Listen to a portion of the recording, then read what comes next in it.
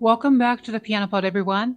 This season, we have been exploring creativity and connection, conversations with artists who are not only performing at the highest level, but also rethinking how music lives within communities, cultures, and contemporary life. Our guest today, Dr. Oscar Macchioni, is one of those artists. Born in Argentina, shaped by years of study in Poland, and now serving as Associate Professor of Piano Pedagogy at University of North Texas, Dr. Macchioni has built a career that moves fluidly across borders, musically, intellectually, and culturally. A central part of today's conversation is his album, Mostly Tangos, Piano Music from the Americas. But this is not simply a conversation about tango. It becomes a larger discussion about identity, artistic labels, repertoire, concert life, pedagogy, and how music travels across generations and cultures. We also talk about composers such as Karol Szymanowski and William Bolcom, community engagement in places people may not immediately associate with classical music, and the role artists and institutions can play in creating meaningful human connection. This is season 6, episode 18 of the Piano Pod with Dr. Oscar Macchioni. And before we begin, I just want to thank all of you for being part of this season. We are now entering the final 3 episodes of season 6, which means we are also beginning to look ahead toward season 7 this September, Culture and Courage.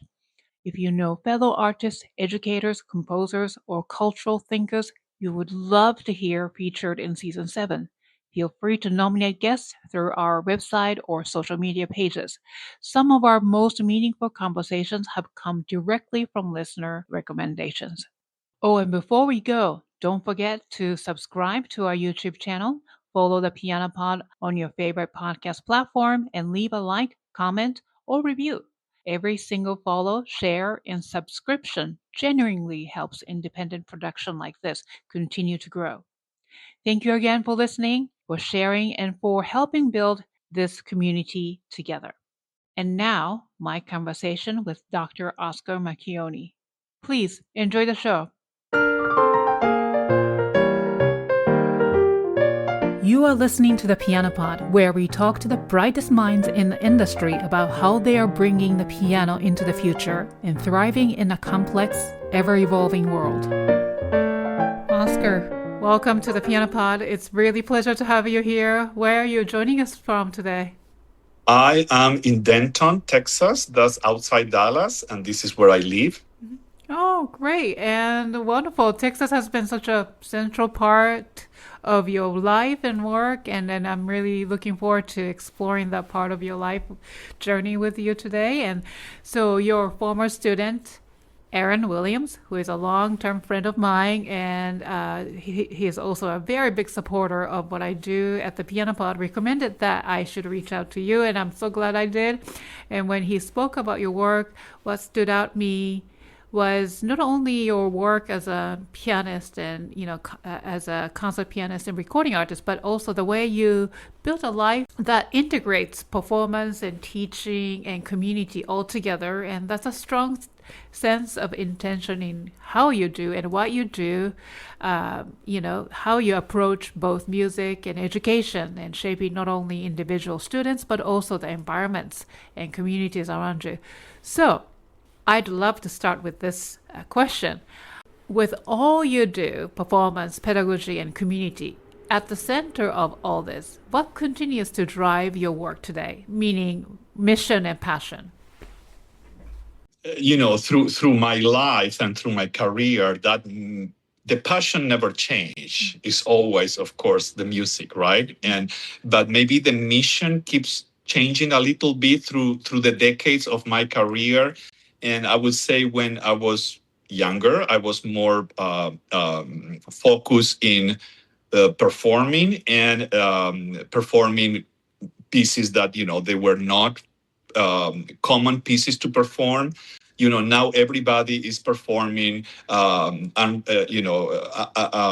unrepresented composers and so on. But I was doing this 30 years ago. I was performing full programs of Latin American composers. Other people, of course, were doing that, but it wasn't as the fad of being doing those things at that time. And now, probably for the last 10 years of my last decade, is mostly focused in teaching, in passing everything I know to the students. And I'm really in a privileged position right now at the University of North Texas, such a great university with great faculty and great students. It's the biggest public university in the United States. We have about 1,600 majors in music only. No way, really? Yes. Wow. Yes. So there are bigger universities, but there are private universities. This is a public university. And, it's well recognized, the level of the faculty and the level of the students. So I came here 2.5 years ago just to teach piano pedagogy and how to teach those very high-level performers that we have doing doctoral degrees, how to teach, because it's not the same performing than teaching. There are two different worlds, and sometimes they do not complement each other. So anyway, in this past decade or so, my focus is mostly in teaching. I do still perform and record, but not as that's not the main focus right now as it was, 20, 30 years ago. Okay, well, thank you. I would love to talk more about your approach to teaching, and that's very, as you said, now your focus, and also Aaron specifically told me to ask you those questions. So, but before that, I want to get into this now. We briefly spoke on the phone a couple weeks ago, and one thing that stood out to me in that brief conversation was your perspective on not wanting to be categorized or labeled within one single genre. And as I mentioned to you on the phone, I also try to avoid labeling artists based on genre, background, origin, and prefer to approach each conversation without preconceived ideas of the individual that I'm speaking with. So with that in mind, you are from Argentina and have published a tango in American piano music.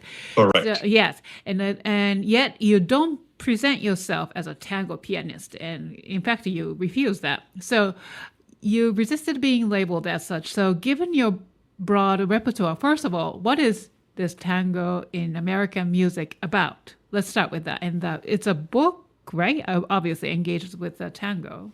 Right. So this is the result of my doctoral dissertation at the University of Arizona. Of course, I play Beethoven, Chopin, Soler, Scarlatti, the traditional repertoire. But then you need to narrow down to a specific topic that is unique, that has not been explored before, or been explored very little, so you can contribute to that particular topic. So I was already in the United States, and I decided to focus on American composers who compose tangos for piano. Again, me being from Argentina, I will say I was not fond of tango music when I was young. No, my parents were, because they were from the 50s, 60s. So the tango in Argentina at that time, kind of the interest went down a little bit. And now, of course, in the 80s, 90s, and right now is very popular for young people even to dance tango. That was not the case. That was not the period where I grow up in Argentina, the 70s, the 80s. It was not popular in young people to listen or to dance or to perform that music. We were more concerned with national rock, what we call at that time. Okay, so I grew up with that type of music, rock music and popular music, not tango music itself. But I thought that would be a great opportunity to explore that topic, not only because I was interested, now that I was a little bit older, in connecting the tango and how the tango influenced composers around the world, But because at that time also I got a fellowship with the Smithsonian Institution in Washington, D.C., it was a summer graduate fellowship that I could research and I could do whatever I wanted related to Latin American culture.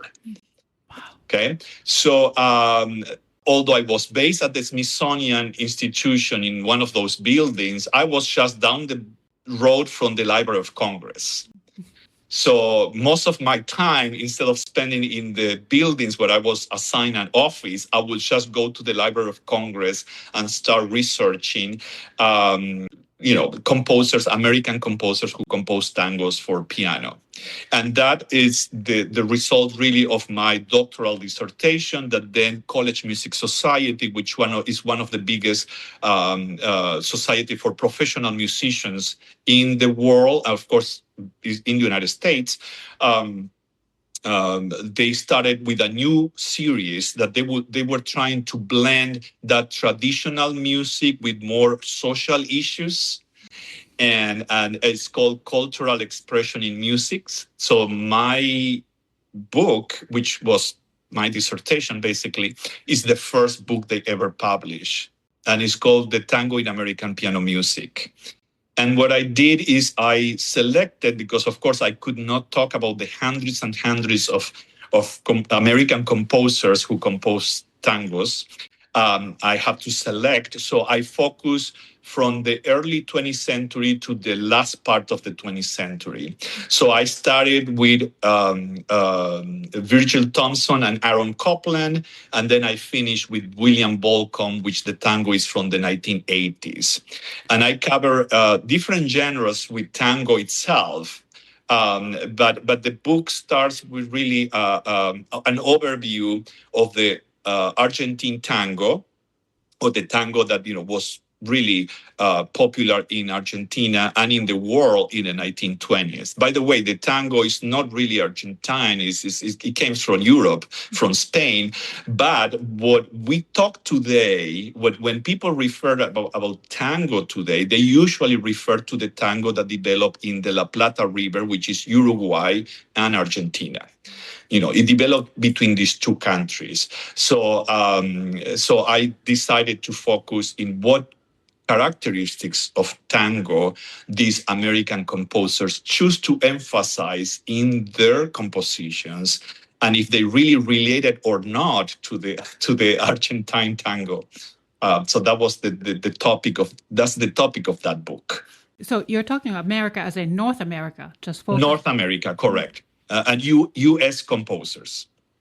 Wow. USA composers only, yeah. Yeah, and then how many U.S. composers you found that are really influenced by Argentine tango?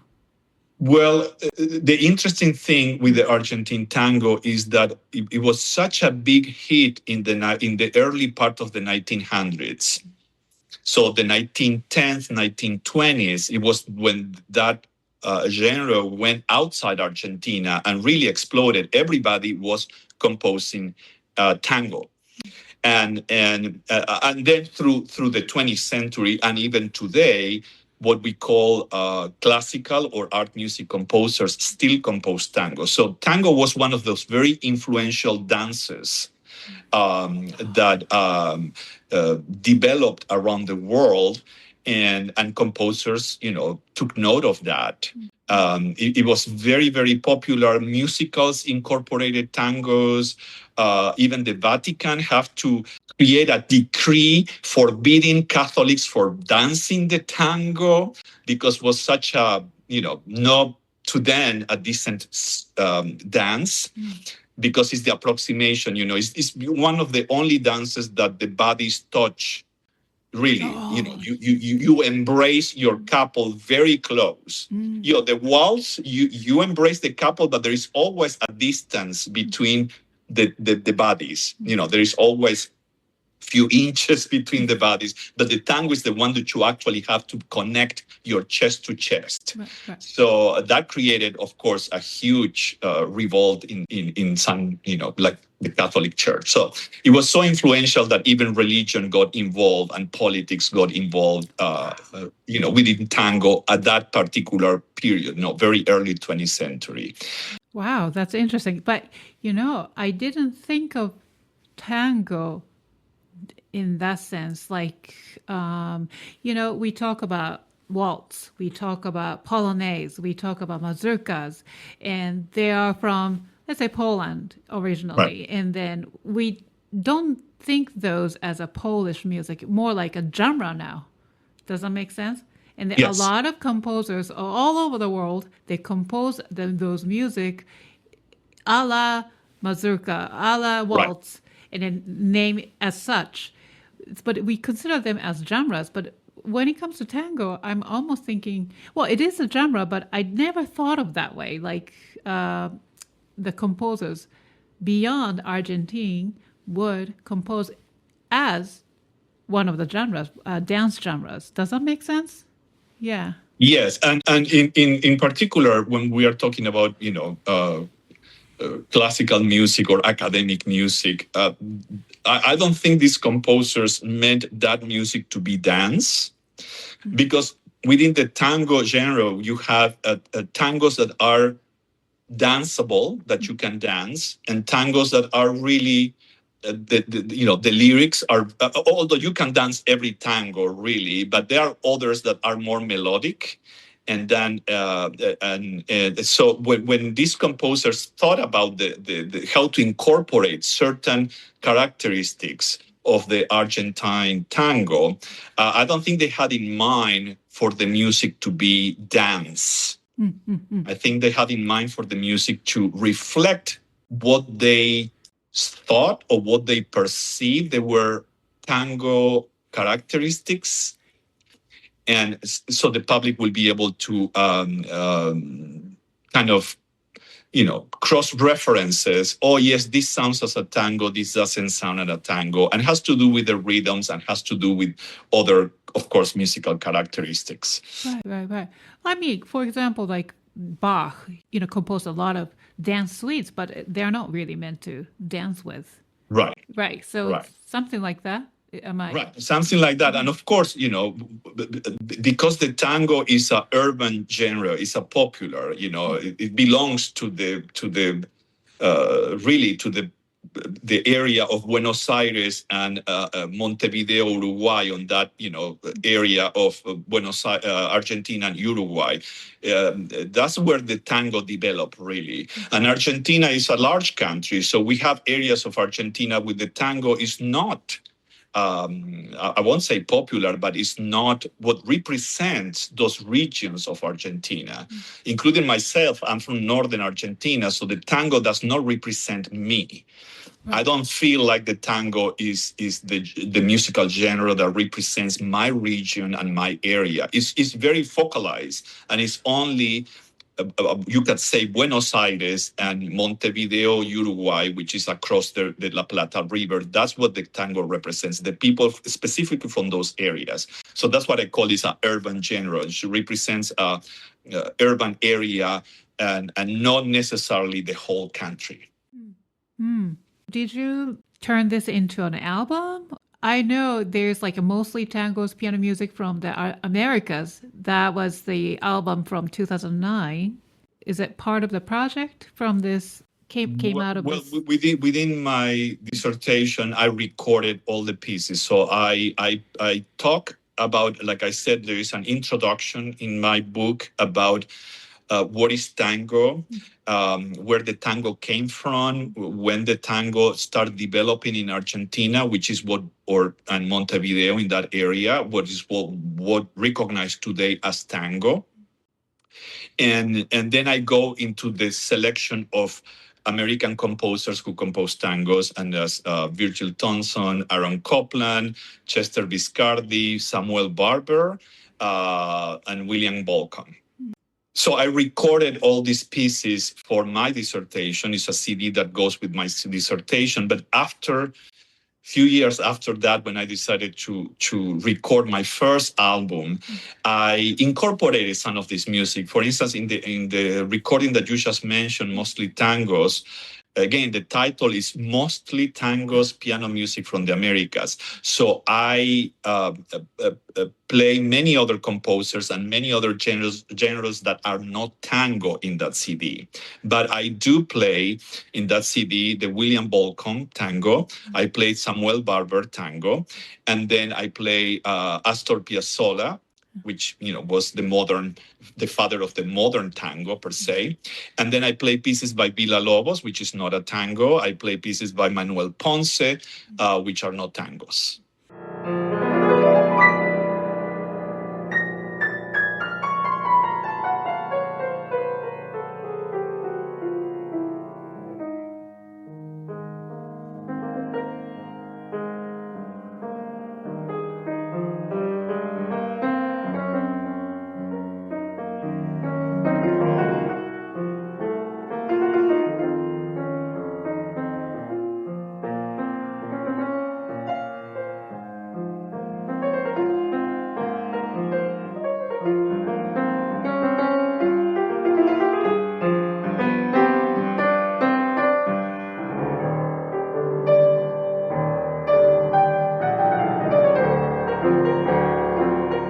Really, I was enjoying listening to this album for the last couple days.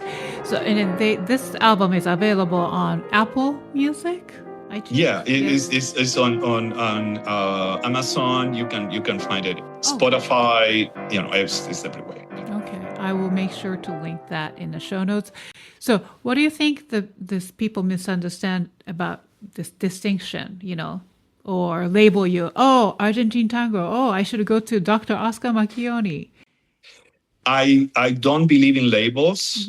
I actually, and that was when, like you mentioned, when we talk on the phone, I said, please do not refer to me as the tango guy, because yes, I did a lot of research. Yes, I have a book. Yes, I have a lot of CD, not only that solo CD, but also I have a whole CD of Astor Piazzolla, played in duos and trios, so piano, violin, and cello.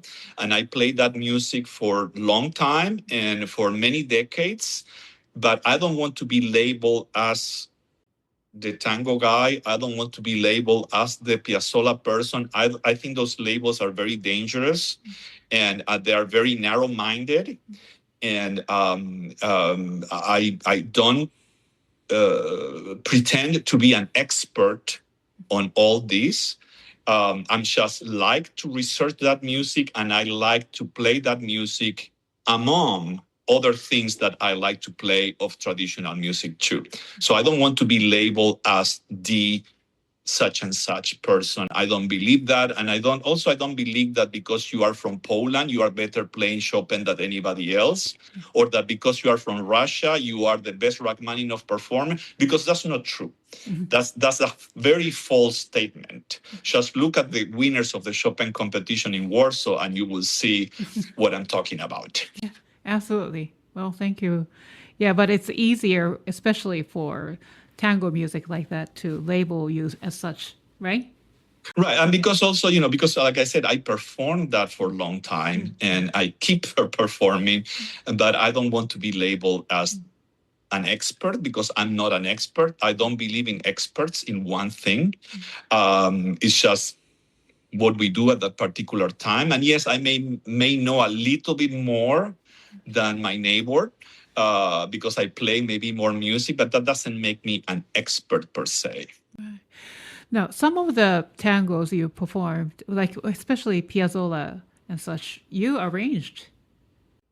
I did one around, well, a couple of them, but one that I put on YouTube, that was during I think during the pandemic also, that I decided to arrange La Muerte del Ángel, because I played that as a trio, and as it happened with most of Piazzolla music, he did compose at the piano, but he was not a pianist. So sometimes the music, that when you get the music, the score, the sheet music is very bare. There is not much there. There are very, I would say, even technically uncomfortable, not difficult, but very uncomfortable or unusual ways of writing, because, again, he was not a pianist. He just wrote the music in a piano format. So I decided to make an arrangement of that, really combining the solo piano version that again is very simple in the score when you buy it, and the trio version that was arranged by somebody else and has a different section that is not in the solo piano version. And the trio version really is based on Piazzolla performances. When they perform this music, they rearrange the music many times, so it's never exactly the same. So there are sections on that arrangement that I did that really I took the ideas from the trio version of this particular piece, which is La Muerte del Ángel.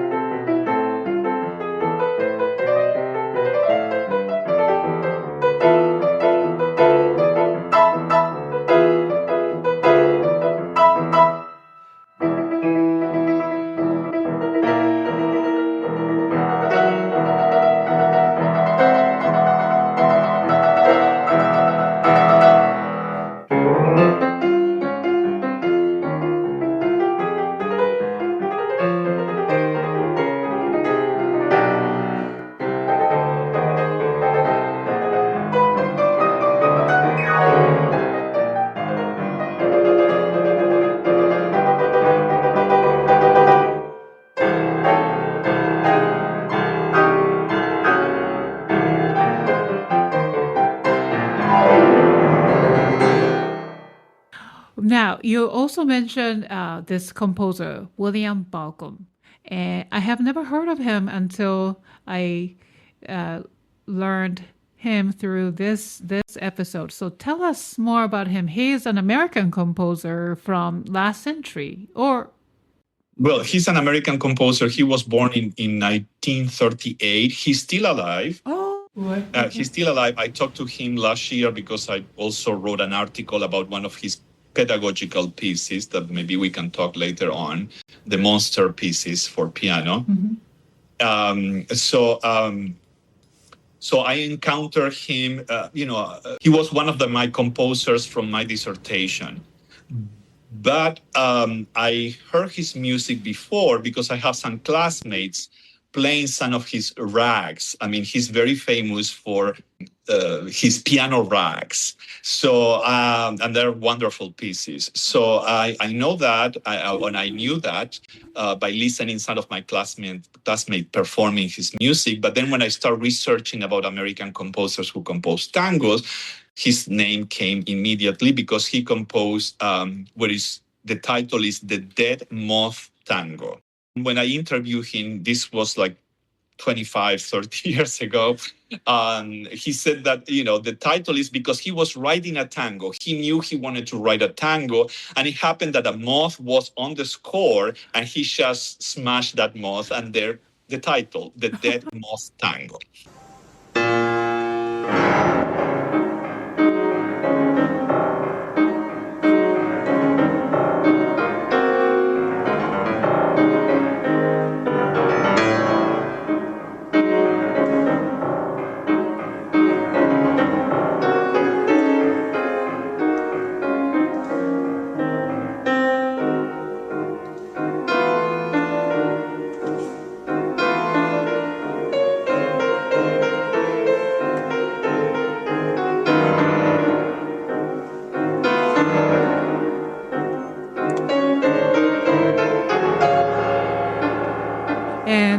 That's also in the album, right? That's in the album, right? That's yes. one of in the Mostly Tango piano music from the Americas. Actually, it's in the album. Great. So, and besides this tango music, what else should we look for in his compositions? Is he known for piano works, or does he compose? Well, he composed, symphonies, operas, quartets, piano music, chamber music. song cycles, because his wife is Joan Morris, which is a soprano and which is a singer, and they play together for a long time. So there's a lot of song cycles that he wrote. I would say that for listeners who are not familiar with Bolcom, to listen to the piano rags and to listen to the cabaret songs, which is an incredible set. And again, that's the cabaret song is one of the songs I heard my colleagues when I was doing my doctoral degree performing. And that's how I became more interested in Bolcom. But his style is all over he doesn't have one specific style. Some of the music is very even avant-garde. So I wouldn't recommend to start listening that music, but start with the music that is more tonal and is more close to some genres that people may know, like Scott Joplin, the piano rags, because the piano rags that Bolcom composed are really incredible.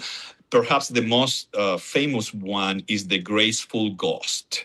I'm sure that people will recognize that piece if they start listening to that. And that will be probably the entry point, I would say, for his music. And then they can explore, of course, more advanced music and, techniques that he used. But The Graceful Ghost will be probably, I would say, I would recommend that as the entrance point to listen to Bolcom's musical language.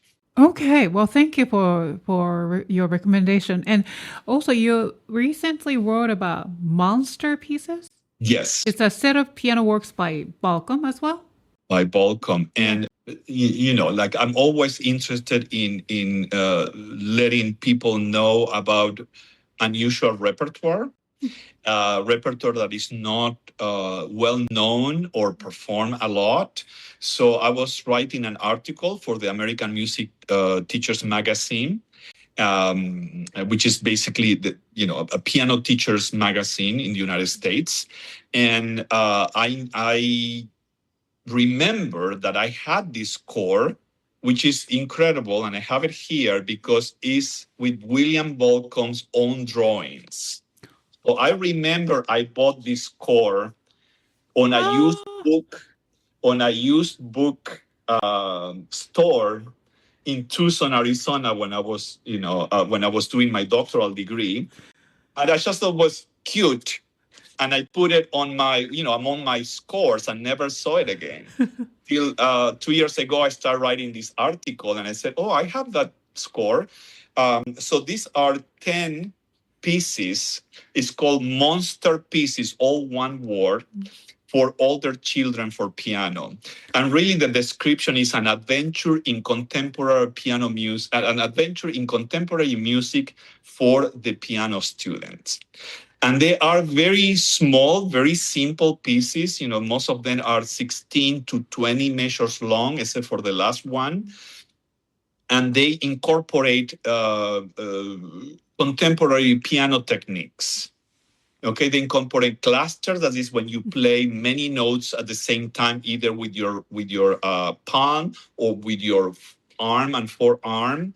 Of course, language that is not tonal completely, and it's very cute because he illustrate every one of them. Oh my goodness! Is an illustration by William Bolcom. No way. All his drawings are his drawings. Are you serious? Yes. Wow. So the titles are like The Mad Monsters, The Sad Monster, The Bad Mister, The Glad Minister, The Plaid Miss, and the Plaid Miss, of course, has a plaid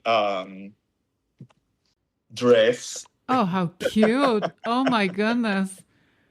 Wow. And so on. So I think it's a wonderful set of pieces, very short. Again, some of them last maybe a minute when you perform, but it's a good introduction to contemporary piano music.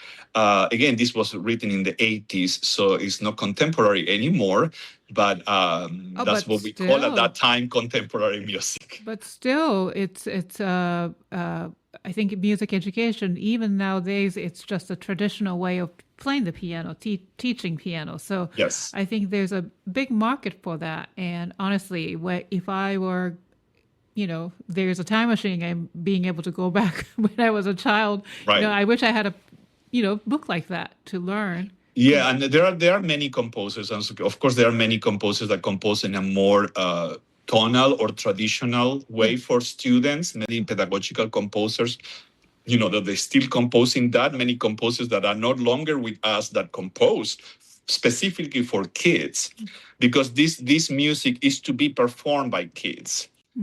It's not like Schumann Kindersinn, which is not to be played by kids, it's to be played by grown-up pianists, really.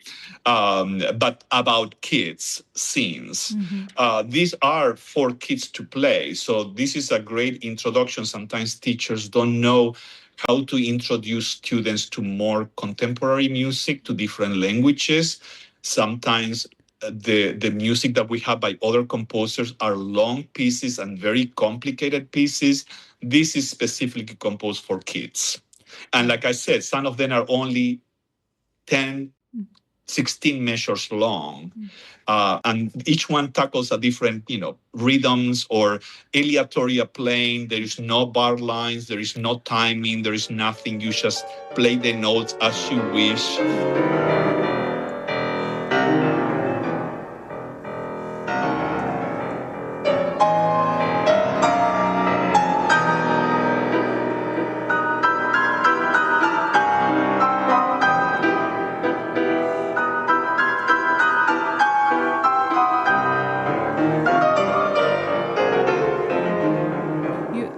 I'd like to talk about your concert career, and you've performed widely throughout your career. And how do you think about shaping a program for a given season? Do you build around themes or composers or something else, or are you trying to incorporate many different time periods? I think of a concert program as a very like an 8-course meal. I think that when you perform and when we perform, the majority of the public attending our performances are not going to be musicians, right. Are going to be music lovers, are going to be people who love to go to a live concerts, and they are going to be doctors, engineers, teachers, workers from all sorts of trades. But so we need to be very careful when we program music, because of course I love certain maybe I love certain type of music, but if I only play that music in that program, it may not be successful for the listeners. So when I play programs, I try to be careful, even if it's within Latin American music, which I play many programs that they were only Latin American music. I always try to include music that is going to be a little bit more accessible and easy to listen, and introduce some music that is a little bit more out there, where the language is more strange for the public. But I will never program a whole concert with music that is going to be strange to everybody. I think that those are very unsuccessful programs. I saw people leaving within 10, 15, 20 minutes because they cannot stand that, and we need to be sensible to that. And like I said, I love chocolate, but I cannot live only with chocolate. You're right. I love pasta too. So why I will eat for a whole year only chocolate and deprive myself of all the other tastes that are so wonderful in other type of music.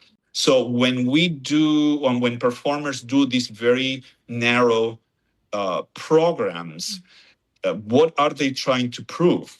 Are they trying to prove that they can play only that music, or they can stand up only to play the 32 Beethoven sonatas in 2-3 nights? I mean, and what are they thinking about the public? That they are, because I'm a pianist and I love Beethoven. I don't think I can go 3 days in a row to listen to Beethoven sonatas. It's like you are eating the same food over and over and over and over and over again for 3-4 days. So when that's it's an amazing accomplishment. We accomplish anything for the public who are there, and the majority are not going to be pianists. They are not going to be musicians. So again, I think in a different way, I like to program the variety within my programs when I program a concert, a recital, because I think of that way of be able to give to the public different tastes. Like when you have a very nice, elaborate meal, you have different things, not just one thing, I don't think anybody would want to go and eat 8 different pastas in one night. Yeah. It's just too much. That's true. Although I love pasta, but that's... me too. Yeah. Don't get me wrong. Yes. And I can eat the same food for days. Yes. I don't have any problem eating leftovers after leftover, but I don't have to force that in somebody else. That's what I feel. I cannot force that taste in somebody else. Now, before we get into your origin story, I'd love to touch on something that, connects to your time in Poland. So you spent a significant period there as a student, and that's when you discovered the 20th century Polish composer Szymanowski and developed a deep connection to his music. And today his work, has increasingly become part of the broader repertoire, which is great, with pieces like his mazurkas and preludes and so on. And usually, especially mazurkas, they are often sort of side by side compared or discussed with Chopin's mazurkas, right? So what specific characteristic or piece by Szymanowski drew you into to your repertoire in the first place? Okay, so when I went to Poland, I didn't know of Szymanowski. Maybe I heard his name as a student at the university in Argentina, but I never heard his music, and I never played his music. I didn't have access to the scores, so it was just a name. During my first piano lesson in Krakow, my teacher says, "Well, do you know Szymanowski?" And I say, "No." She said, "Well, you need to bring, Étude Opus 4, number 3 for me, which is the famous B flat minor Étude. You needed to bring for me for next class, for your next lesson." So I went. I made a copy of the score, and I start practicing for my next lesson, and I fell in love. Of course, this is a very famous piece. It's very romantic and very powerful, very dramatic, and so I brought that piece to my next lesson, among other things. And she said, "You are good for this. You really understood his language and his intentions just, with 1 week of work, where I was practicing Mozart and Bach and Chopin for years, and probably for her I wasn't good enough. But with Szymanowski, she said, you really understand his language." So that's how I started, and she started assigning me more pieces, and that's how I really fell in love with his music. Now, Szymanowski has different periods.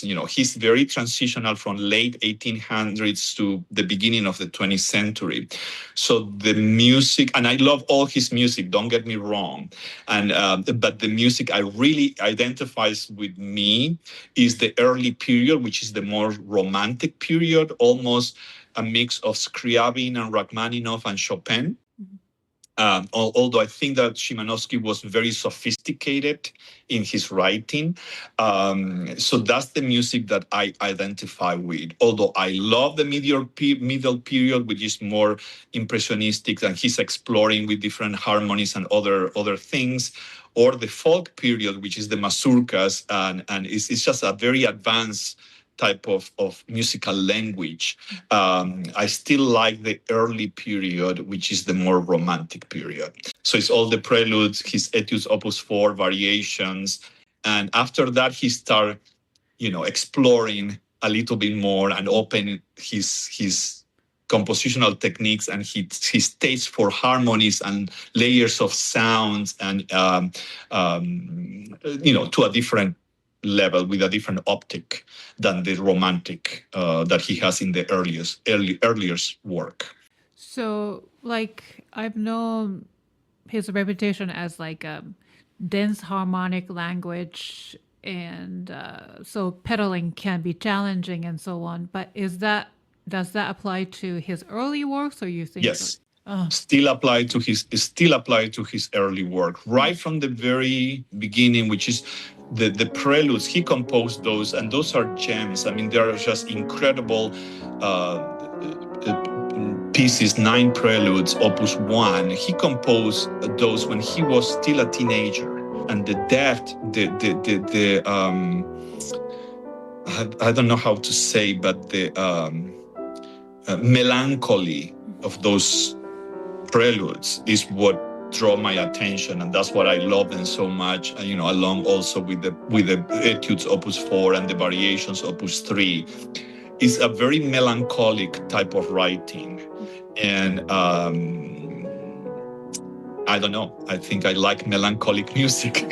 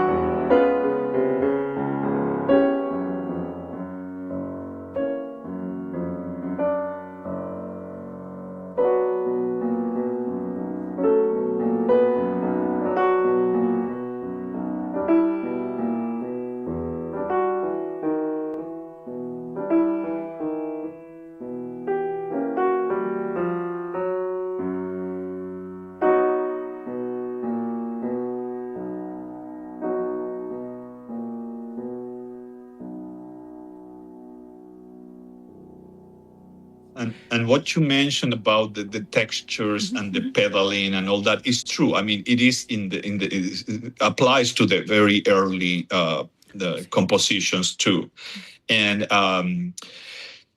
it's very hard to read. Sometimes pianists don't want to play Szymanowski because there's so many accidentals and so many difficult keys to read, and so many double sharps and double flats and modulations that surprise us, not only hearing them, also physically, how to get from here to there. Is sometimes it's not comfortable, the writing, although he was a pianist, but the writing is not 100% comfortable for the pianist. Liszt is very difficult, but it's absolutely comfortable. I mean, I think that every pianist will feel that the music fits their hands and what their hands can do physically to play those things. Regardless of the difficulty, regardless of the speed that you have to play some of these pieces, I'm talking about how the music fits the pianist's hands. And with Liszt, it's just he knew exactly what he was doing. Same thing with Chopin. It may be very difficult to play, but the music fits the hands. The anatomy of the hands. With Szymanowski is a little bit different. Not everything fits in your hands, so you need to find ways of making it happen, because he was more concerned just with the results of the music than with how the hands can or cannot perform certain things. So there are very awkward passages, very awkward moments. Right in the preludes, all the arpeggios in the left hand goes from up down. When in traditional music, in romantic music, all the arpeggios start in the lower note and go up. That creates a problem with the pedaling because you end up with the fundamental notes of the arpeggio at the very end of the arpeggio. And it creates all sorts of problems with the pedaling that, of course, they are absolutely doable once you understand what is going on with the music and do not try to apply a traditional pedaling or romantic pedaling for that music that sounds very romantic, but it's written in a very different way than the traditional romantic music. Wow. So you seem to know a lot about Szymanowski. So probably that comes from your years in Poland, correct? Yes. And I study a lot of the music, especially not everything, but some of the 9 preludes and a couple of the Études when I was for 2 years in Poland. So I was able to work with my professor, which was Eva Bukojemska, and she's still alive, and she's the editor of the Szymanowski piano music, especially the early part. That's the part that she liked it, and that's the part that she introduced to me. Also, that's what I think I love it. But so during the, of course, I learned about his music there. I learned it in Poland with a Polish teacher who actually edited his music, and then of course I came to the United States. I have to learn all sorts of music. I play Beethoven, Bach, Chopin, Bolcom, Piazzolla, everything else. But always I would come back every so often and play the old pieces, the old Szymanowski pieces that I knew. Till about 3 years ago, I have a faculty development leave at the University of Texas at El Paso. I taught there for 20 years before I came to UNT 3 years ago. So that was my first sabbatical after 20 years or 15 years working there. And my project, and people were surprised, my friends and my colleagues were surprised that I didn't do anything with Latin American music. When everybody now is doing, Latin American music and a bunch of things, I said, no, this project is going to be Szymanowski.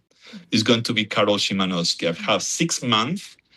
I'm going back to Poland after almost 30 years that I haven't been there. I will go back to Poland. I will research the libraries, and I will try to absorb again the atmosphere, the culture, the Polish culture. Go and visit again his villa in Zakopane, which is a small town in the mountains. He had a villa there, and there is so much artifacts that belongs to him, like clothing and scores and furniture and everything else. And I will start, doing a research and trying to put together a Szymanowski CD, which I finished this past summer. So at that moment, 4 years ago, what I did is I recorded in video at home all the preludes, all the 9 preludes, Opus 1. And I also recorded the Études Opus 4, but I wasn't quite happy, so they are not publicly available. Okay. I mean, they are good, but So then I decided I would do a audio recording, a very good quality audio recording, and that's what I did last summer. I recorded in audio all the preludes, all the Études Opus 4. I have to learn new pieces, so I learned the variations Opus 3, which is I always liked that since I first heard those pieces in Poland played by a classmate. I love it. So finally, after 30 years, I learned the piece, and then 2 mazurkas. I needed to complete the album with some short pieces, and so I learned a couple of mazurkas. Amazing. And is the album coming out soon, or is it available? That album is already, it's finished. It's going to come out now in the summer, probably in the summer.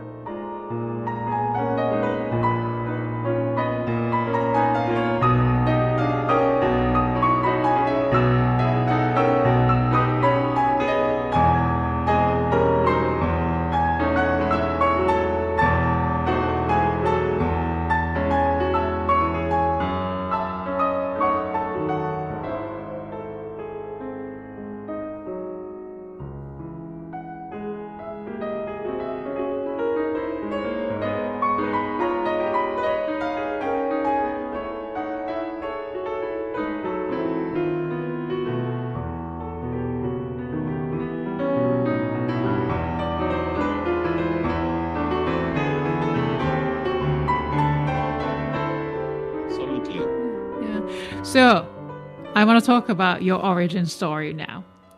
So, you're starting your life from Argentina, and somehow you went to Poland and studied for 2 years, which is great. And now you're in Texas. Wow, you are all over the map. So tell us, how was music first introduced to you? And did you grow up in a maybe musical family? No, No. no musical family, no piano, no musical instruments except for a radio and a TV. Really? So, so this is what also I want to emphasize, that by the purists thought that you need to be good and to be successful as something, you, especially in music and art, you need to grow up in a musical family. You need to grow up with good teachers in a good environment, is false. It's a very false statement. Because if we go by that, I shouldn't be here talking to you. I should be an engineer, I should be a doctor, I should be something else than a pianist or a musician. I don't consider myself a pianist. I consider myself a musician first, then a teacher, then maybe a pianist. So, but by the traditional thought of, oh, you need to grow up in that environment. I wouldn't be here. I wouldn't be here. I grew up in a very small town in northern Argentina, Tafí Viejo, in a small province in Tucumán is the province. Although my mother took piano lessons when she was young, but she never, went ahead because they didn't have money to buy a piano. My parents didn't have money, although they knew I loved piano, and I asked them to take piano lessons. I started taking piano lessons when I was 8, but I didn't have a piano at home. So they would pay extra every week for me to go and practice in my teacher's piano. So I didn't have a piano 24/7. Wow. I have a piano only 2 hours per week to practice. Okay. It's later on when they were able, and it's not because they didn't want. A piano in Argentina is still too expensive. And so it's not, sometimes people in the United States don't understand how expensive it is for a family in another country to have a car or to buy a piano, when the focus of those families is to have a good home, to have a steady home, and to have a good education for the children, and not necessarily about what you have as material things. So that's how I started piano. I asked them that I wanted to play piano because I always felt attracted to the piano when I would see a piano on TV or in school, when we were singing in kindergarten. I always felt that attraction to the instrument that I wouldn't feel with any other thing that surrounded me at that time. It was the piano.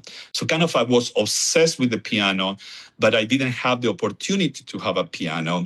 And my parents never forced us to do anything, so they waited for me to ask for piano lessons. So I think I was 7 or 8 when I said, Mom, I want to take piano lessons, but we don't have a piano. How you are going to practice? I said, I want to take piano lessons. And that's how I started, And when I say a small town, well, there wasn't, and I don't think there is any grand piano in that little town right now. Then, so Argentina, you went to college there as a music major? So UNT here? No, no. No, Argentina. Argentina, yes. And actually my university has the same letters, UNT, that the actual university no way. Is Universidad Nacional de Tucumán. So it's the same letters, UNT. Oh. It's very funny, yeah. So I took piano lessons till I was about, till I finished high school. And then it was time to decide what career I want to, pursue in college. And I always liked design. So I thought I would like to become an architect. And of course, I enrolled at the university in the career in music. And I lasted, because I enrolled in both. I enrolled in engineering, and I enrolled in music at the same time. I see. And I lasted less than 2 months in the engineering university, and I quit because I loved so much what I was seeing in the School of Music at the university that I just thought I cannot spend one more second doing math and drawings and things like that. I have to really dedicate myself to music. So Wow. Then that led you to somehow Poland for graduate school? right. So before I finished, at that time, the university in Argentina was 6 years, 7 years for a music program. I see. Not 4, like, in the United States, or right now is 5, but at that time was a little bit longer. So before I finished, I knew I wanted to leave Argentina. I knew I wanted to study somewhere else. So at that time, there were, and of course, we didn't have any money. So I will have to go to a place that they will help me financially, that they will give me, they will pay for this, for the tuition and room and board and all that. So there were 2 advertisings from the Czech Republic and from the Polish government for studying music and any other, engineering, architecture, whatever you wanted in those countries. They will pay for that. They will pay for the only thing I needed to pay was my ticket getting there. Once I got there, I would be paid an stipendium every month, and I will have room in a dorm, and I will have 1 meal per day pay by the government. So I decided to go to Poland. I don't know why, but I decided to go to Poland. So I sent my cassette tape audition to my teacher, and she accepted me. And there I was, the first time leaving my little town in northern Argentina, going to Poland. I did not speak the language. I still can't speak the language. It's too difficult. But I studied there what you would call today almost like an artist diploma. So you only take piano lessons once per week with your teacher, and that's it. That's the only thing you do. Wow. So that's what I did in Krakow. That's what I did in Poland for 2 years. And my teacher, she's Polish, but she spoke Spanish. So she said, let's do this. If you allow me to teach you in Spanish so I can keep practicing my Spanish, I will teach you piano. I said, fine. Wow. And for 2 years, you spent your time there. That's and she would introduce Polish as as we were during the lessons and so on, but mostly they were in Spanish because she wanted to practice her Spanish with me. Right. And then, so did the experience changed you in what way? Artistically, what do you think? In Poland. Well, when I went to Poland and I heard, my classmates, people playing, I was in shock because I don't think I was at that level. Although, my teacher accepted me, so I was not that bad, but I was in shock because I never heard people playing live like that. I always heard recordings and videos, but I didn't grow in an environment that had that high level of playing. Not everybody, I have to say, not everybody, but the ones who play well, they were playing at a level I never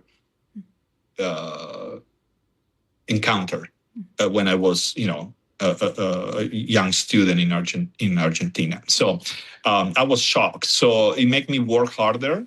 It made me appreciate that opportunity that I have to develop my playing, my technique, my musicality, my knowledge of the world, because I went to Krakow, which is a fantastic city. It's a beautiful, beautiful city.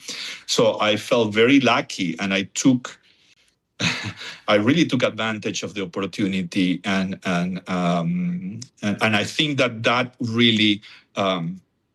One of the things that I remember from the time in Poland was developing my artistry, talking about the music in a different level that I hadn't experienced before.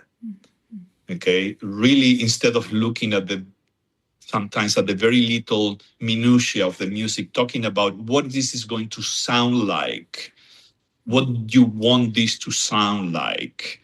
And that was working with my professor, all these ideas, opening my mind about musical ideas, about voicing in the piano, fingering, that was new, kind of new to me, to have a teacher talking at that level of artistry with me as a student. Wow. And then after Poland, it led you to the United States immediately? Right, because I knew I wanted to continue my education, and I already finished the university, which was just an undergrad degree. That's as far as at that time you could go with your music education. And so I knew I wanted to do something different. I knew there were other opportunities. There were other degrees, like master's degree and doctoral degrees, but you needed to leave the country. You couldn't study that in Argentina, not even in Europe 30 years ago. That was really the United States. Right. So I have an uncle in New York, and he said, "Yep, before you go back to Argentina, come and visit me." And so I came for the first time to the United States for 3 weeks. Over the summer to visit him. And at that time, he already had arranged for me to practice at Steinway Hall in New York City. He had arranged some interviews with piano teachers in New York. Wow. So I thought I thought I was going to New York to be a tourist. Little I knew, I was practicing the piano and having lessons with different teachers. And then one of the teachers said, you have to come back here. You have to keep, studying your master's degree, your doctoral degree. And that's how I end up just staying in the United States and going to different schools to complete, not complete, but continue my education. Yeah. So your studies continued in New York or elsewhere? I studied in New York privately. And then I got a scholarship from the Organization of American States that pay everything to go to study at LSU, Louisiana State University. So I did my master's there. And then because I wanted to do a little bit more with Latin American music at that time, I started searching for performers of Latin American music who taught at different institutions. And I came across the name of Noema Fernandez, who is an American-Cuban pianist who taught at the University of Arizona. So I submitted a tape, and I got accepted with a scholarship, with an assistantship, and that's how I ended up in Arizona and completing my doctoral degree at the University of Arizona. I see. Yeah, you mentioned LSU. I have some friends who went to LSU for piano. It's a really good school there. Yeah. Very good school. Yeah, yes. Yeah. Wonderful. Yeah. Wow. So then now you're in El Paso. Not only you're performing, but I think being an educator is a huge part of who you are. So is it okay if we start talking about your teaching styles and so on? Yes. So just to clarify, right before I graduated from the University of Arizona, before I even completed my course load as a doctoral student, I was already applying for jobs, because I wanted to know what will be to apply for jobs, where the jobs were asking at that particular time from the candidates, what I would have to do during my job application, during my interview, and what I would have to teach. So I start doing that entrepreneurship very early and applying for jobs. And I got interviewed by many, and I got an offer from the University of Texas at El Paso, which is just 4 hours from Tucson, where I was. And that's how I started at the University of Texas at El Paso 23 years ago.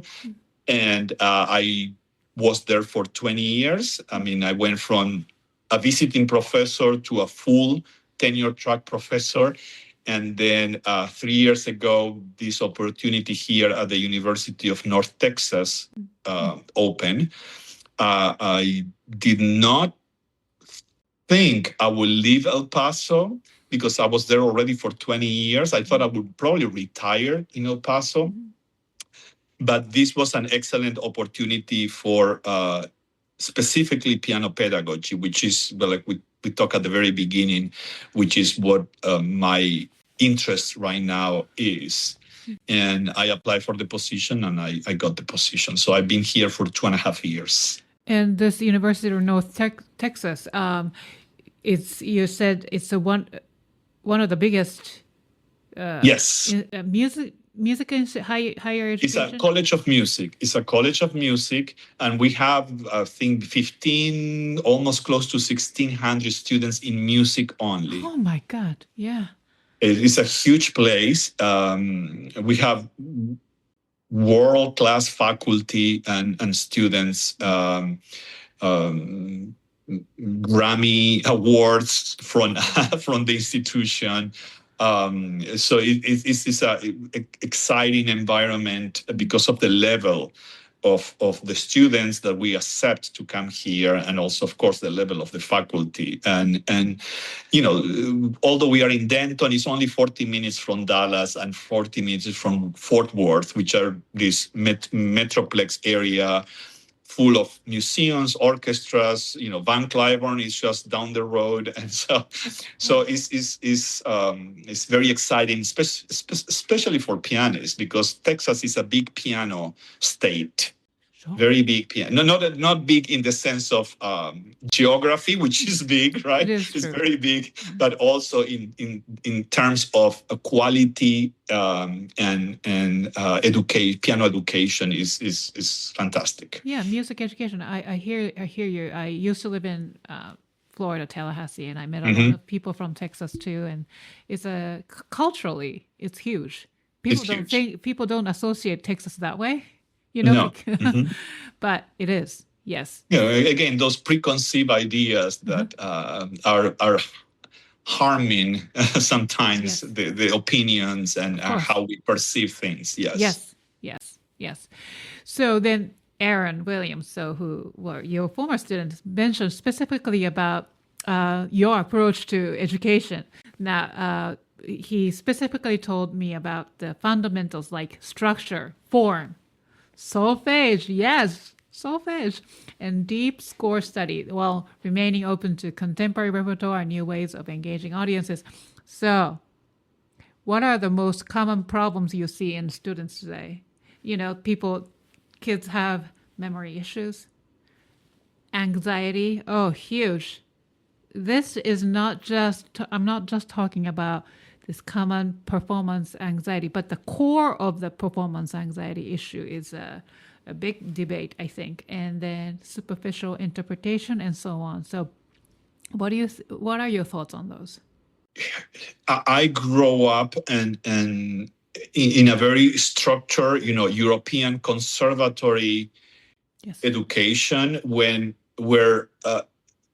you needed to fit that particular mold. They didn't, that type of structure, which is important and is necessary, but we need to be flexible.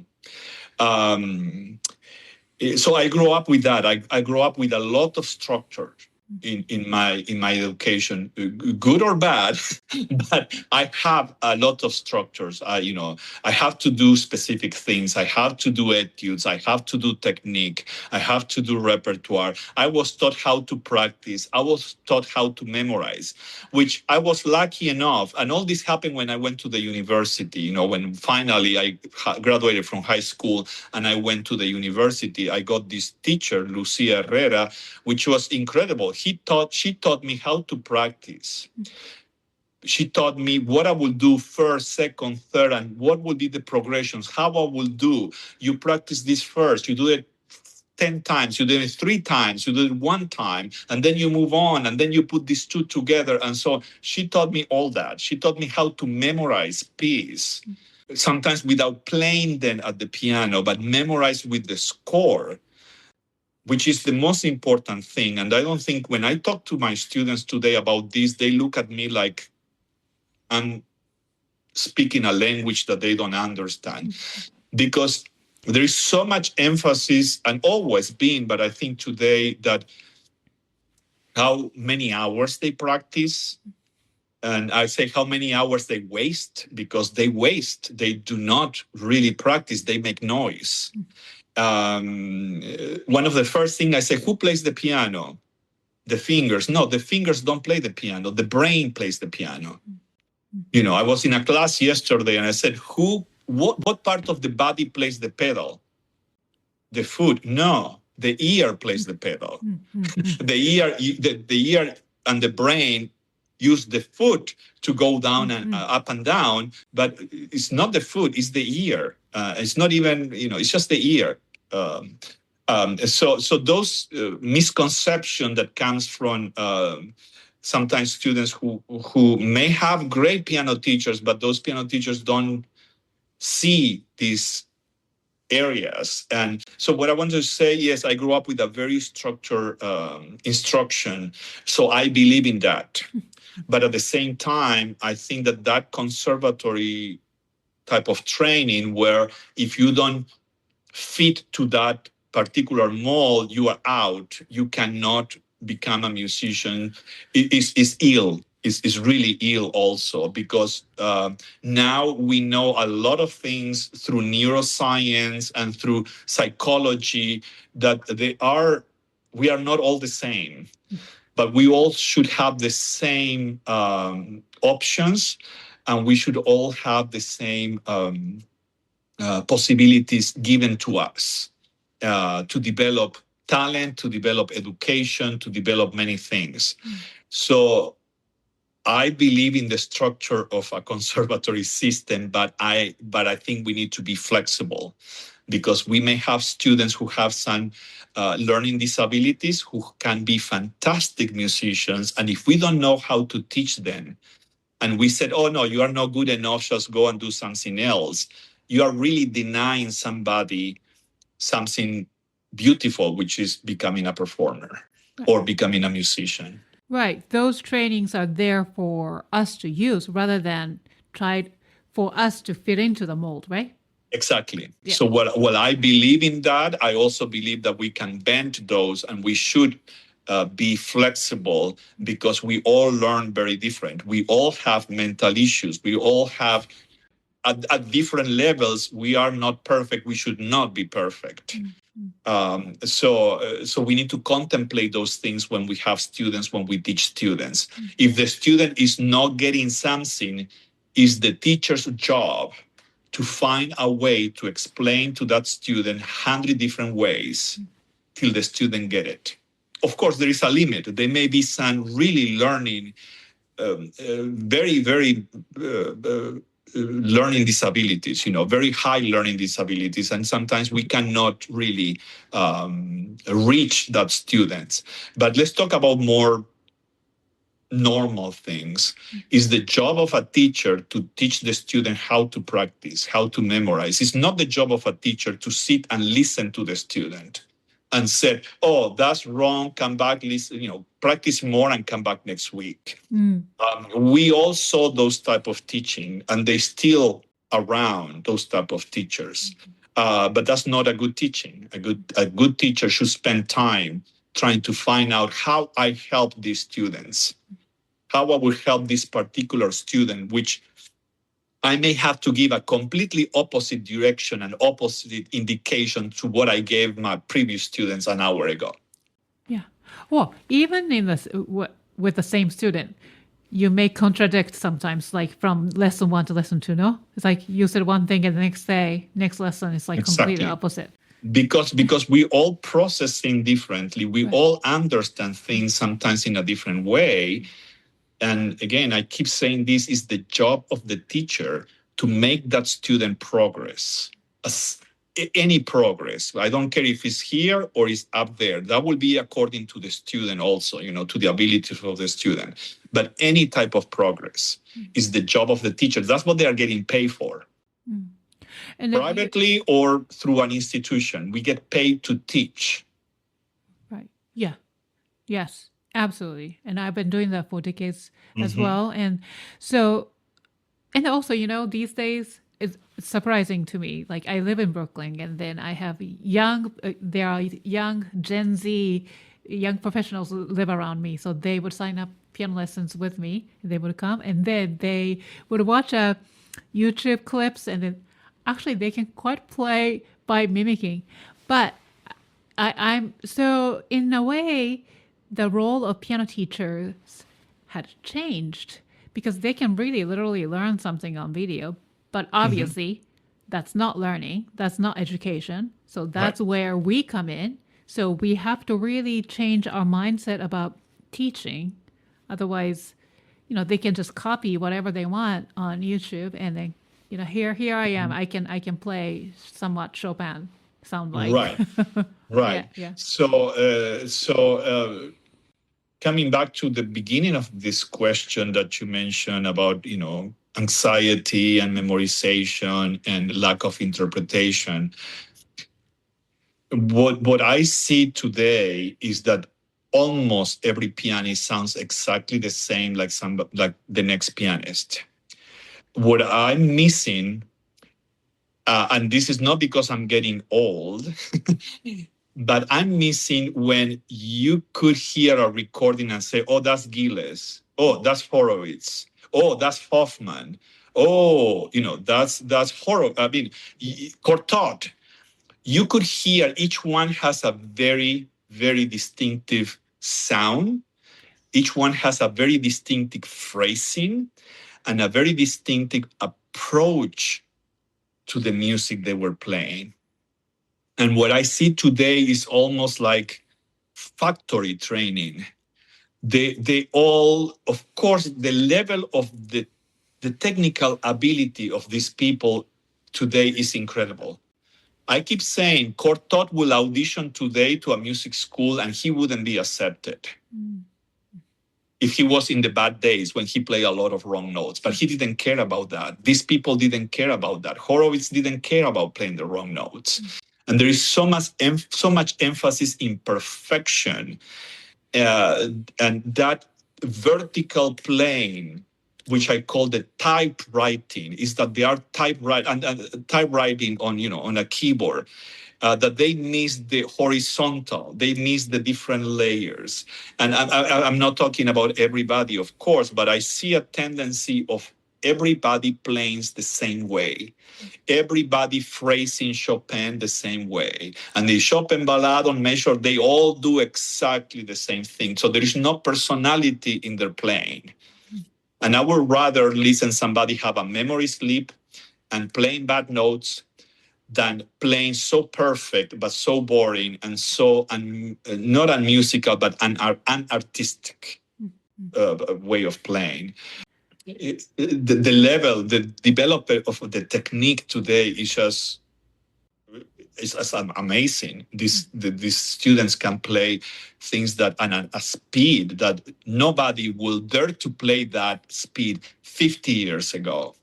But they are missing the most important part, which is the poetry of the music, which is the poetry of the phrasing, which is the layers of sound. Because you can play fast doesn't mean that you have to play fast.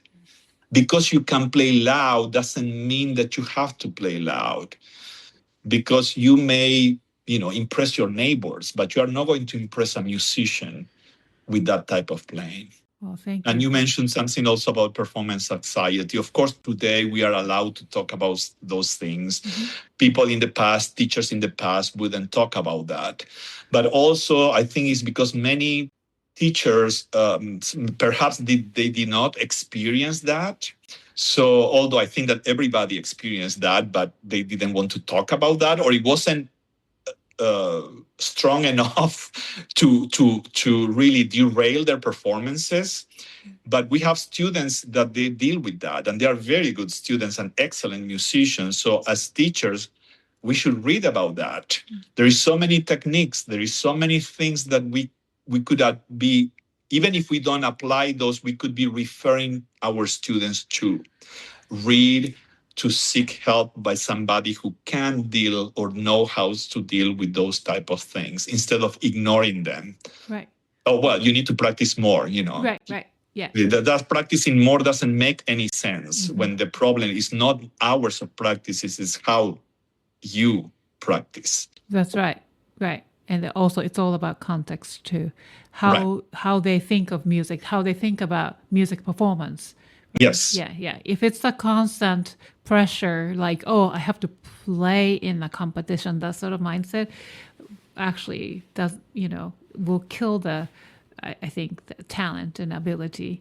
If it's the music making is more to do with, in a community, for example, or, making music for something else, something good cause, then totally it changes, right? Yeah. It completely changes. Yes. Yeah. Yes.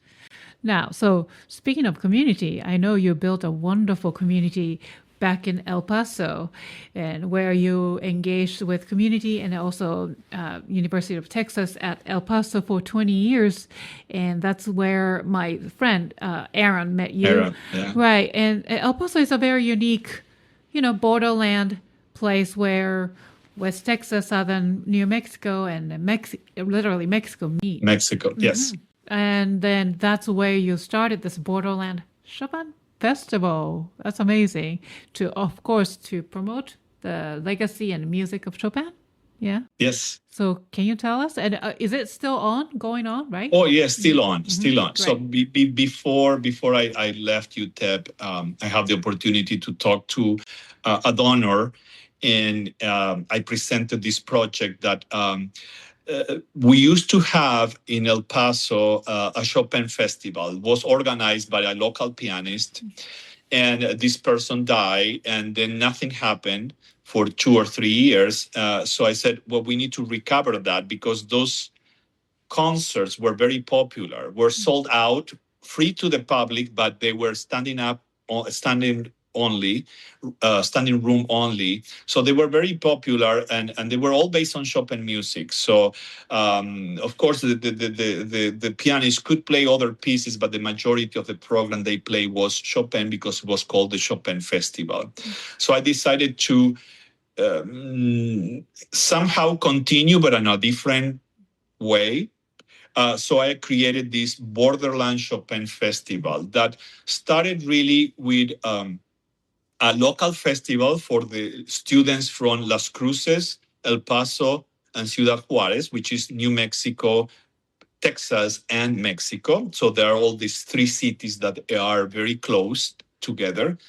And so for the students only from the area. So the idea is we will bring artists and performers from other places, and they will work with the students, and we will have a little competition.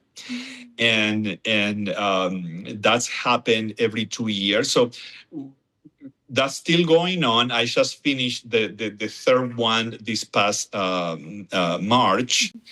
And we are able to give, of course, prizes to the students. But I think more important, because I love the area of El Paso, but it's very isolated. People need to understand that to drive from El Paso to Dallas takes 10 hours. Wow. And you are not even on the other side of the state. You are not by the Louisiana border yet, and it takes 10 hours. Oh. So a flight from El Paso to Dallas is an hour and 20, an hour and 40 minutes. The closest bigger cities that El Paso have will be Phoenix, about 7 hours, Tucson.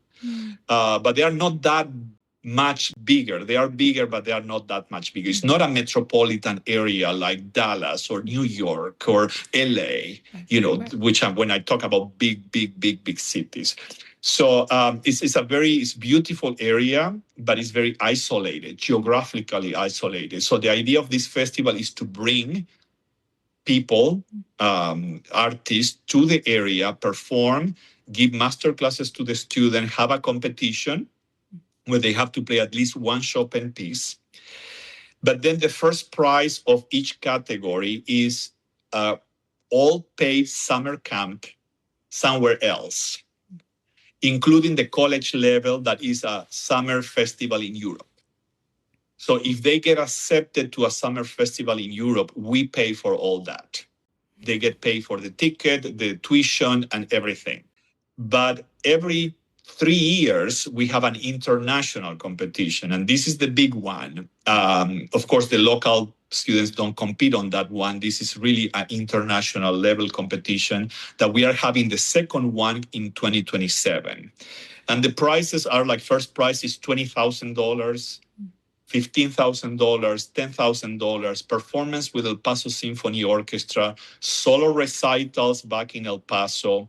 We cover all their expenses, no airfare, but we cover the hotel, the meals, everything during the 4, 5, 6 days that they are going to be present in El Paso during the competition. Really? And then what are the demographics, like age groups and... For the local competition, we have by school age. So we have elementary school, we have middle school, high school, and college level. For the international one is 18 to 35 years old. I see. And that international one takes place every 3 years. Every 3 years. Okay. So the first one was 2024 and was very successful.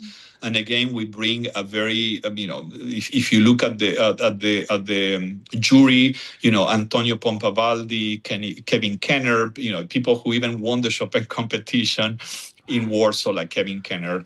We had as a guest artist that we have a recital opening night before the competition was Lata Chochieva. She's a Pletnev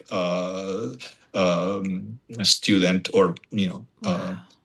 So it's a very high level. We have fantastic players coming from all over the world to compete for that, and that was the first one we ever did international. So now the second one, we are already preparing for that.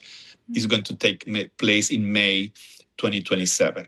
And then, so it's coming up next year. So when should pianists register? When do you start accepting the first We are round? going to start pretty soon. So we already have the webpage. Everything is ready to go. We didn't announce yet. Okay. But it's coming in the next couple of weeks. So pianists could already start signing up, or looking at the repertoire. The webpage is working, and all the rules, regulation, repertoire is there. Okay. The application is not open yet. Right. And then what's the web address? Do you know? The web address is borderlandchopincompetition.com. borderlandchopincompetition.com. Okay. I will send you a link. Yes, and I will list that in the show notes as well. Great. I know we're talking, for a long time, and we're coming toward the end of our conversation. How are we doing? Are you okay? Oh, I'm fine. I love this. Thank you so much. Oh, yeah. Thank you. So how do you think classical music can remain relevant and continue to influence people in a positive way and evolve in this very busy, crazy world? I'm not afraid. Some people say that classical music is going to die and all that. And yes, it's going to die if we don't reach the people we need to reach. When I perform, I'm not performing for my colleagues. I'm not performing for the people who play what I play and who can criticize me. I'm performing for the people who don't know about music. I'm performing for the people who enjoy listening music. So if we change a little bit the optics of why we do what we do, I think that classical music will always be relevant. One of the things I did for a long time in El Paso, and I'm going to start doing here in Denton, I play a lot of community concerts. I got a grant from the city of El Paso and from the Texas of the Arts to perform concerts in public libraries, retirement homes, schools, places where people don't have access specifically to classical music. There are so many communities and that they don't have music going into the communities, that they will have to go to a concert hall. They will have to go to the symphony hall. Well, they don't have transportation. They don't have money to pay $45, $75, $200 for a ticket. They don't, but they still love music and they still enjoy music. So we need to go to those places. We need to get down from our ivory towers, get down and play for them in their environments. I play in pianos that keys were not working, pianos that they were out of tune. I brought electronic keyboards, full-size electronic keyboards to some of these places. This is not about you. This is not about Chopin. This is not about Beethoven. This is not about Bach. This is about them. That's the whole purpose. It's about them. So it doesn't matter in what piano you play. Of course, it bothers us as a pianist. The piano is out of tune. This key doesn't work. But guess what? You need to learn how to survive that. You need to learn how to do it, because the people listening, they may not know that the piano is out of tune. They may not know that that key didn't sound and you are skipping that key every time you have to play it because it's not going down or it's not coming up, whatever is the problem with the piano. They don't know that. You are there for a different purpose. You are not there to play faithful Bach, Chopin. You are there to play music for them. So that's a different perspective. We need to change. We need to go to the communities. I mean, people, and they've been doing this for decades. And, this is not a new concept, by the way. This is a concept that many artists, many orchestras are doing. I think we just need to do it more. But also we need to program accordingly to them. You cannot take the orchestra to a community center and play only the music that you think they should be listening to, because it's the music you are programming next week in the big concert hall. So when I go and I play for them, what I play? Furellis, everybody loves Furellis. Bach Prelude in C, everybody loves the Bach Prelude in C. A Chopin Nocturne, the E flat, I mean, everybody heard that even on TV, in advertising, in commercials. They have a reference. They know that. In between those things, I may add something new to them. I may add a tango. I may add, a Gershwin. I may add Bolcom, but it's just add something different. The bulk of the program is things that will make them feel good, and I always introduce the piece. One of the other things I think that is the worst thing about classical music today is that rigid. You cannot applaud between movements. If you are in a concert hall and you applaud between two movements, people look at you and penalize you. Like some of the conductors did, and using really foul language back into to the people who applaud in a wrong place. A wrong place? Who said that it's the wrong place? Right. Who says that it's the wrong place? So instead of punishing those people, we need to educate those people. And we cannot get mad because they interrupt your concentration going from the first movement to the second movement. Who cares about that? If you're a professional, you should be able to keep your concentration regardless of the applause, regardless if there's a bomb outside, noises. If you're truly a musician, you should be able to keep going and should not affect the way you perform that next movement. Shouldn't, because you're a professional. So should not affect. So I think that's some of the problems that I see. People being penalized because they applaud on the wrong place, because they cough. Of course, the cell phones is always a problem, but we need to educate those people and not by punish them, not by we can't do that. Otherwise we are seen as this elitist music, and Sure. And who said that you cannot applaud between movements? Where is that on the score? In Mozart's time, people were drinking and eating, and so when came that rigid view of classical music that you need to sit for 2 hours quiet without making any noise, barely breathing because you may distract the performer. Sorry, I get very, No, it's very fine. agitated because it bothers me if it happened to me, but I should be able to keep going and do not punish those people like they do. Yeah, absolutely. And so one of the things also is talking about the music. Why performers just bow, play, bow, and leave? What about saying something about the music you are going to perform? I perform sometimes the most. There is one of the tangos that I play that is called Elastic Tango, and each beat keeps getting longer and longer, like elasticity, and it gets clusters and random improvisations going up and down the keyboard. And when I explain to the people that this is a funny thing, it's a comic thing, when I explain the stretching of the beat, they love the music.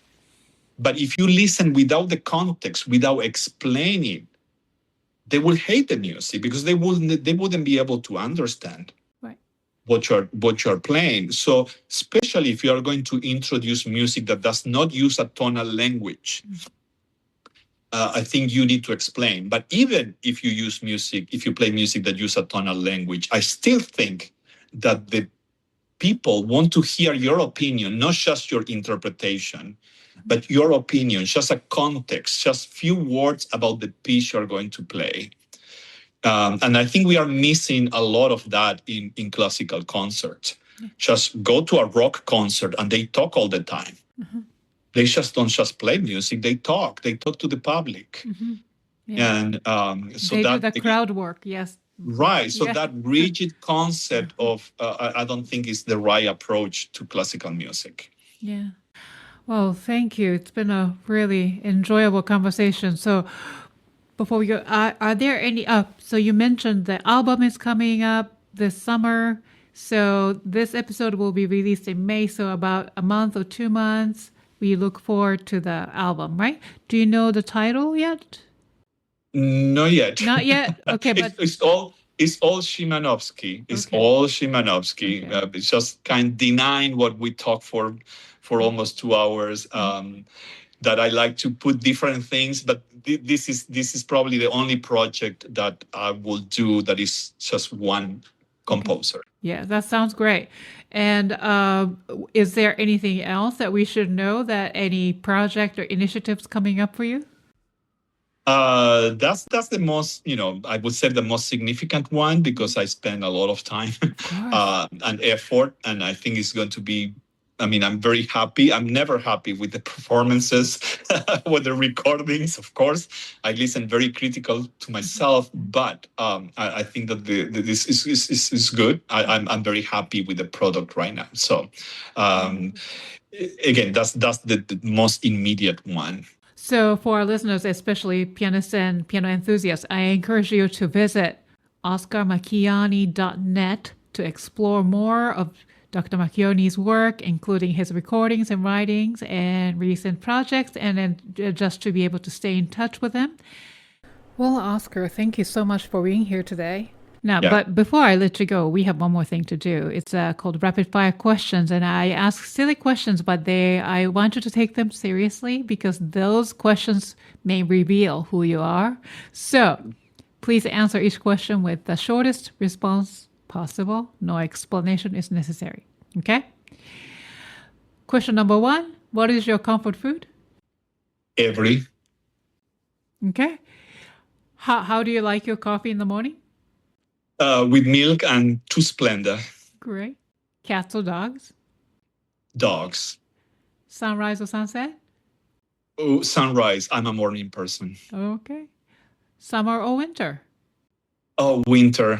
I just love to be home, cuddling and cozy. Yeah. Great. Now, level 2. What skill have you always wanted to learn but haven't had a chance to? Painting. Good one. What is your word or words to live by? Be curious. Good one. Favorite venue you have ever performed in? I would say because how I felt when I performed, and I thought it was a good performance, St. James Piccadilly in London. What is the most important quality you look for in other people? Sincerity. And name a composer you wish more people knew about. Karol Szymanowski. Of course. Last two questions. Name one piece in your current playlist. Doesn't have to be classical music. What I listened recently is a piece called Gracias a la Vida, Thank You to Life, by Mercedes Sosa, which is a popular singer. She's no longer with us, but she's from Tucumán, from the same city. And it's being used in one of the films, that recent films, international films, they use it as a background music, but it's just giving thank you to life, basically. Last question, fill in the blank. Music is blank. Music is everything to me. Wonderful. Oscar, thank you so much for joining us today, for sharing your artistry, your deep thoughts and journey. And to our listeners, thank you for spending this time with us. I hope this conversation stays with you. Please check out Dr. Macchioni's website at oscarmacchioni.net. Be sure to like this video and subscribe. Feel free to leave a comment or share your thoughts in the comments or on social media and tag us at The Piano Pod. We'll see you next time on The Piano Pod. Thank you so much, Oscar. Thank you. It was a pleasure. Thank you. Thank you.